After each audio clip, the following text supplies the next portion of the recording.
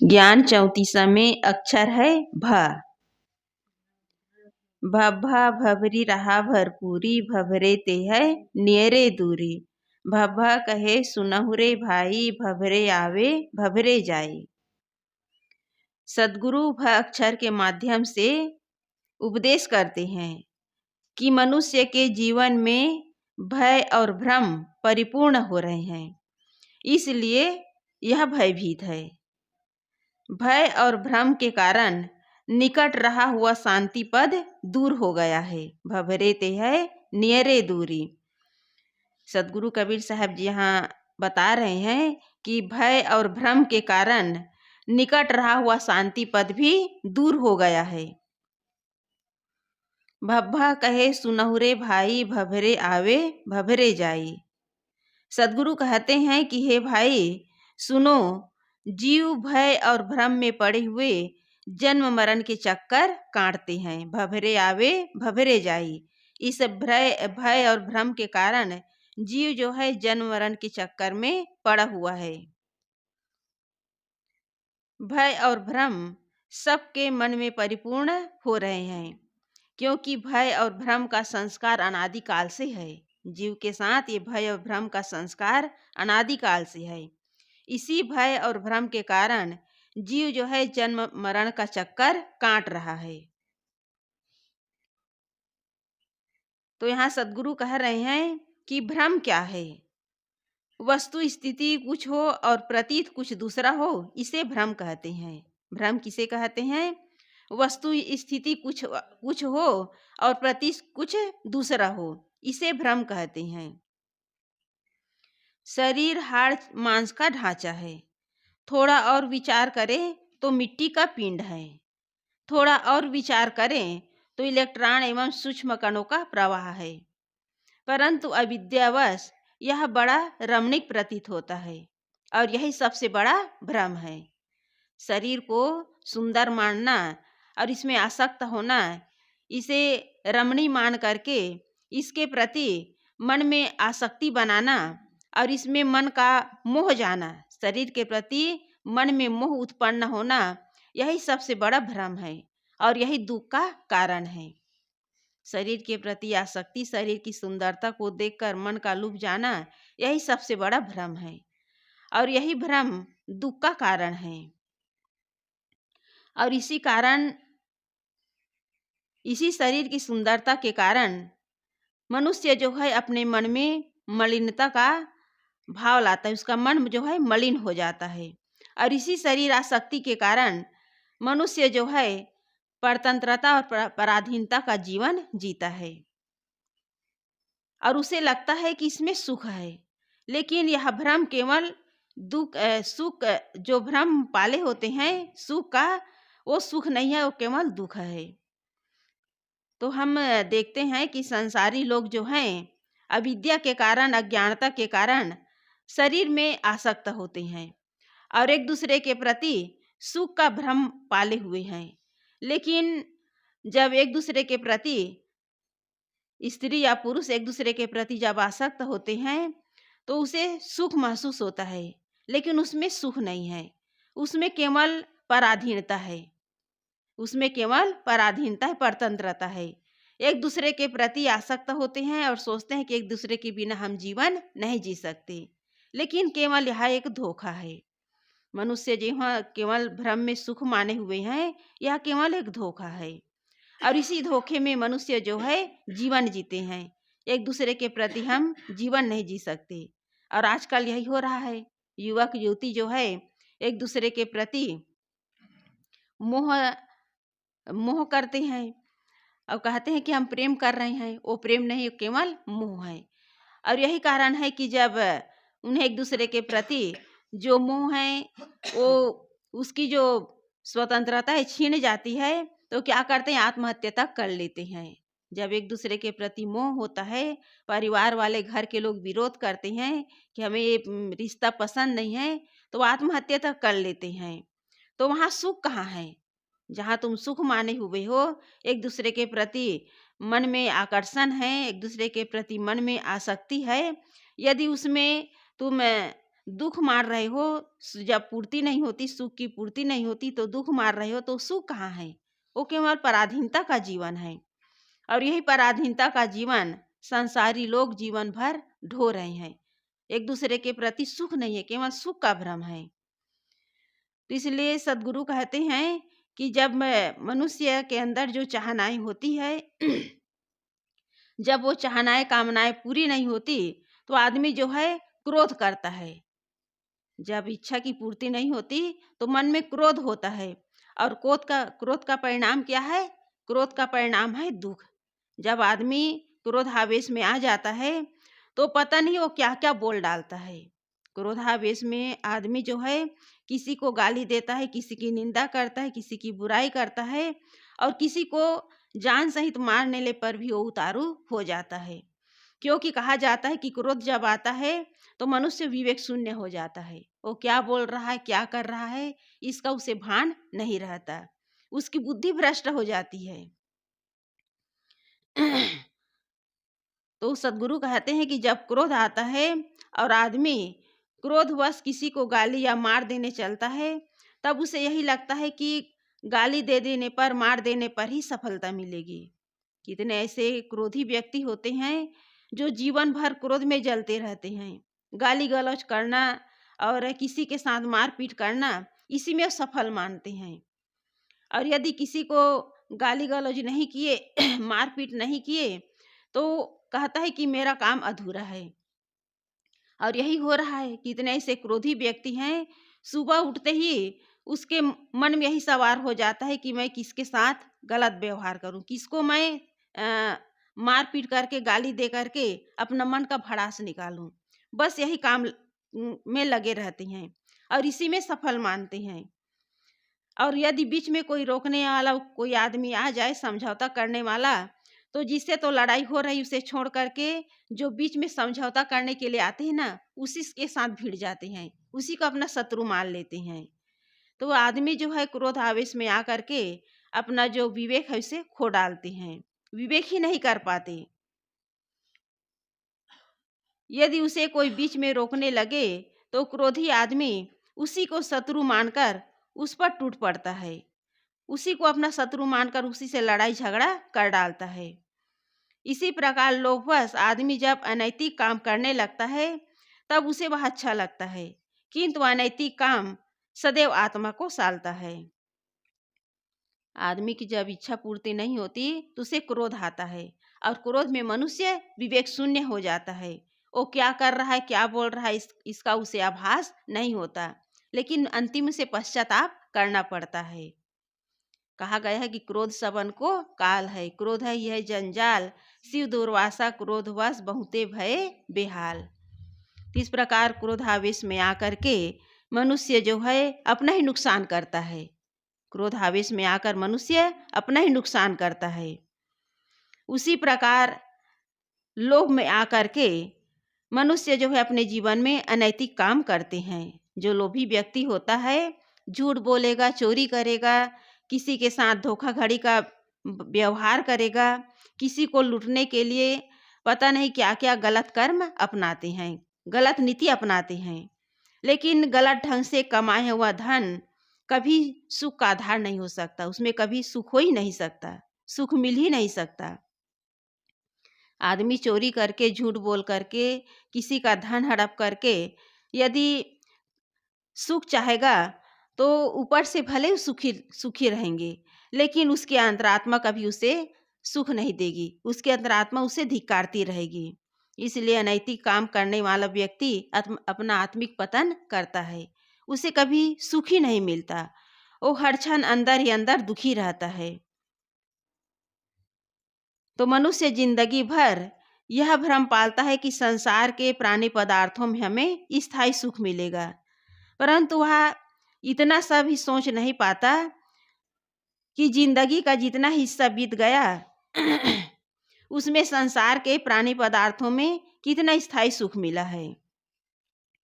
मनुष्य के अंदर यह भ्रम रहता है कि हमें प्राणी और पदार्थों में स्थायी सुख मिलेगा, लेकिन यदि वह चिंतन करे, थोड़ा अपने जीवन का मूल्यांकन करे कि जितना जीवन बीत गया है उसमें सुख मिला है कि दुख मिला है।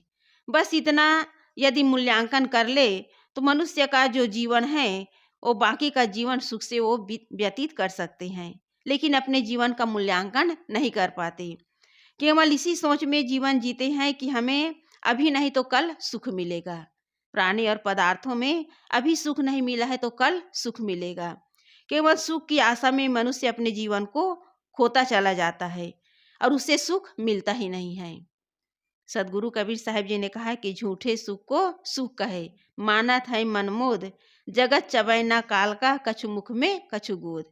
संसार के लोग जो है केवल झूठे सुख के भ्रम में अपने जीवन को खोते चले जाते हैं। कहते हैं कि पुत्र में सुख मिलेगा और उसी के लिए लोग जो है परिवार का विस्तार करते हैं, लेकिन वही पुत्र जब बड़ा होकर के अपना घर संसार अलग से बसा लेते हैं, माता पिता से विमुख हो जाते हैं, माता पिता की सेवा नहीं करते, तो वही माता पिता खून के आंसू रोते हैं और सोचते हैं कि इससे अच्छा तो पुत्र ना होता तो अच्छा होता। लोग संसारी लोग यही सोचते हैं कि जिनके बाल बच्चे नहीं वही सुखी हैं। हमारे तो बाल बच्चे होकर के भी हम सुख के दिन को भूल गए हैं, हमारे जीवन में सुख ही नहीं है। और इसी प्रकार कितने ऐसे बच्चे पैदा होते हैं तो पैदा होते ही उनका शरीर इतना रोग ग्रसित हो जाता है कि जीवन भर माता पिता उसका केवल पालन पोषण करते हैं, सेवा करते हैं और सेवा करते करते वे लोग थक जाते हैं तो सोचते हैं कि इससे अच्छा तो ये जन्म न लेते, कोख में न आते तो अच्छा होता। इस तरह संसार में कोई भी सुखी नहीं है। कितने ऐसे लोग हैं पढ़ लिख करके डिग्री प्राप्त कर लेते हैं, लेकिन नौकरी के तलाश में घूमते रहते हैं, भटकते रहते हैं और अंत में केवल दुखी हो जाते हैं कि पढ़ लिख करके आज हम सुखी नहीं हुए। क्योंकि मनुष्य के अंदर एक चाहना होती है, धन की, पुत्र की, नौकरी की और मकान की, जमीन जायदाद की चाहना होती है। जब वो चाहनाएं पूरी नहीं होती तो मनुष्य जो है दुखी हो जाते हैं, निराश हो जाते हैं, हताश हो जाते हैं। और कितने ऐसे लोग हैं दुखी होकर के, निराश होकर के, हताश होकर के जीवन से ही हाथ धो डालते हैं, अपना जीवन ही समाप्त कर डालते हैं। कोई बच्चा जब पढ़ाई करता है, जब परीक्षा होता है, तो जब परिणाम निकलता है, जब परीक्षा का परिणाम निकलता है, रिजल्ट आता है, तो वो चाहते हैं उसके अनुसार उसे अंक नहीं मिलता, उसे जो चाहिए था उतना उसे अंक नहीं मिलता। परीक्षा में उसे चाहते हैं कि हमें 90% हमें परीक्षा में रिजल्ट आएगा, लेकिन जब उसे कम अंक मिलता है तो निराश होकर के आत्महत्या कर डालती हैं। तो ये सब क्या है, मनुष्य सुख माने हुए हैं कि इसमें हमें सुख मिलेगा, लेकिन ये सुख केवल भ्रम है। न प्राणी में सुख है, न पदार्थ में सुख है। पदार्थ केवल सुविधा के लिए, व्यवहार के लिए है और इसमें यदि मनुष्य सुख मानेंगे तो उस सुख को ढूंढते ढूंढते मनुष्य थक जाता है, लेकिन सुख नहीं मिलता। तो सदगुरु कहते हैं कि संसार के लोग केवल प्राणी और पदार्थों में स्थायी सुख ढूंढने के लिए अपने जीवन को व्यर्थ में खो देते हैं। सीपी में चांदी का भ्रम होता है और रस्सी में सांप का भ्रम होता है। मृग को जेठ की धूप की लहरियों में पानी का भ्रम होता है। इसी प्रकार हमें संसार के विषय में सुख का भ्रम होता है और उसके लिए दौड़ते रहते हैं और अंत में थक करके हार जाते हैं। मनुष्य जो है सुख के लिए संसार में दौड़ते हैं कि इसमें सुख मिलेगा, उसमें सुख मिलेगा, दौड़ते दौड़ते अंत में मनुष्य जो है थक हार करके बैठ जाते हैं। अंत में उसका शरीर जो है शिथिल हो जाता है, उसका शरीर जो है थक जाता है, लेकिन वो सुख मिलता नहीं है। कब तक दौड़ोगे? दौड़ते दौड़ते एक दिन मनुष्य जो है उसे स्थायी बैठना पड़ेगा। कब तक दौड़ेंगे, कब तक कमाएंगे? कमाते कमाते आदमी जो है जब बुढ़ापे में आता है तो थक जाता है, तब सोचता है कि मुझे इस संसार में इस संसार के इस भौतिक चीज़ों के लिए दौड़ते दौड़ते मुझे हाथ कुछ नहीं आया। अंत में सब कुछ को मनुष्य प्राप्त करके भी अंदर से निराश और हताश रहता है, क्योंकि वहाँ उसे स्थायी सुख नहीं मिलता। तो इसलिए मनुष्यों ने भ्रमों का बहुत बड़ा जाल बना रखा है। भूत प्रेत का भ्रम, देवी देवता का भ्रम, कर्ता धर्ता का भ्रम, जगत का ब्रह्म होने का भ्रम, ग्रह लगन, मुहूर्त, दिशाशूल, अंग फड़कने आदि का भ्रम। जीव को अविद्यावश बहुत बहुत भ्रम है। इन सब भ्रमों के कारण वह निरंतर भयभीत है। इस भ्रम और भय के कारण उसकी शांति स्थिति मूलतः निकट होते हुए भी, अर्थात उसका स्वरूप होते हुए भी वो दूर हो गई है। क्योंकि जीव का स्वरूप कैसा है? सुख स्वरूप है और वो सुख अपने अंदर है। लेकिन मनुष्य बाहर सुख मान करके उसे लगता है कि वो सुख बहुत दूर है और उसी सुख की तलाश में मनुष्य भटक रहा है। कहीं सुख के लिए मनुष्य जो है धन इकट्ठा करते करते उसका शरीर थक जाता है। कितने ऐसे लोग हैं जमीन का विस्तार करते करते उसका शरीर जो है थक जाता है। कितने ऐसे लोग हैं मकान बनाते हैं। कितने लोगों का शौक होता है कि मैं मकान बना करके सुखी हो जाऊंगा। ये सब क्या है? केवल एक भ्रम है। न पदार्थ में सुखी है, न प्राणियों में सुख है। ये केवल भ्रम है और इसी भ्रम में मनुष्य जो है अपना जो अनमोल जो शांति धन है उसे वो खो डालता है। वो शांति कहीं बाहर नहीं है, शांति अपने अंदर है।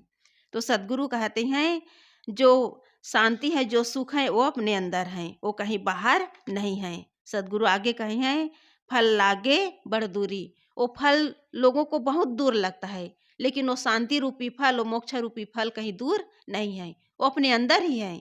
उसे हम अपने अंदर न ढूंढ करके उसे हम बाहर ढूंढते हैं और इसी भ्रम में जीवन जो है पूरी तरह बर्बाद हो जाता है, नष्ट हो जाता है। उस सुख, उस शांति को हम प्राप्त नहीं कर पाते। मिथ्या भय और भ्रम के कारण जीव सदैव वासना ग्रसित है और इसी धुआंधार में पड़ा हुआ जन्म मरण के चक्कर में घूम रहा है। मनुष्य के जीवन में तब तक शांति नहीं मिल सकती जब तक उसे सच्चे सद्गुरु नहीं मिलते और वह सद्गुरु के निर्णय वचनों द्वारा सार असार परख कर सत्य पारक स्वरूप की स्थिति प्राप्त नहीं करता। तो यहाँ सद्गुरु बता रहे हैं कि शांति मनुष्य को बाहर मिलने वाला नहीं है। जब तक मनुष्य जो है जड़ और चेतन का यथार्थ बोध उसे नहीं होगा, तब तक उस शांति धन को प्राप्त नहीं कर सकते। और जड़ चेतन का यथार्थ बोध कराने वाले कौन है? सद्गुरु।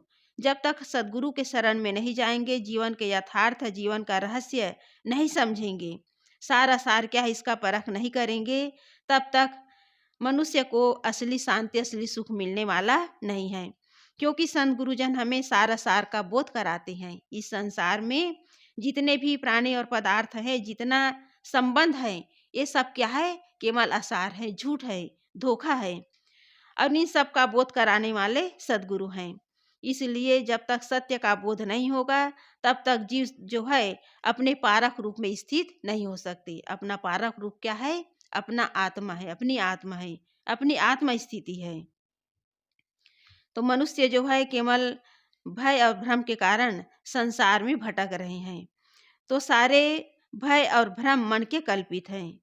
सद्गुरु सत्संग में जब जड़ चेतन का ठीक बोध हो जाता है और पवित्र रहनी धारण करने लगता है, तब उसके भय और भ्रम समाप्त हो जाते हैं।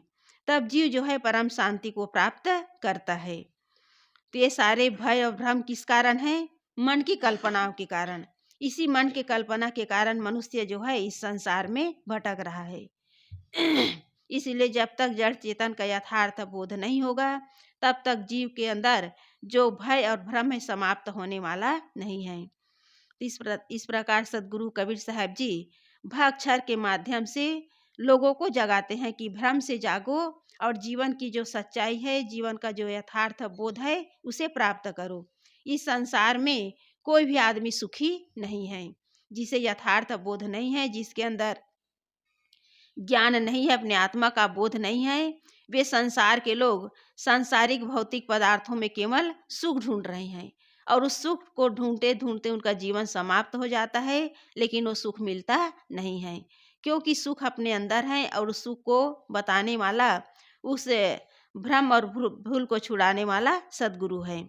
इसलिए सद्गुरु कबीर साहब जी यहाँ बता रहे हैं कि बिना सद्गुरु के, बिना सत्संग के जीवन का यथार्थ बोध होने वाला नहीं है।